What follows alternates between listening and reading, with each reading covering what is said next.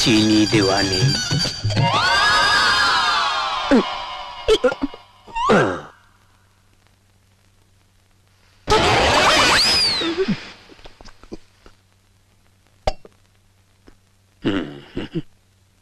এবার ঠিক হয়েছে। সরি। শুনেছি শিবের মাথায় দুধ ঢালা হয়, কিন্তু তার ছেলে কার্তিকের মাথায় যে চা ঢালা হয় সেটা আজ জানলাম। আপনি কে ভক্ত? পূজা, বর্ষার বন্ধু। আমি কার্তিক, রাহুলের বন্ধু। নমস্কার।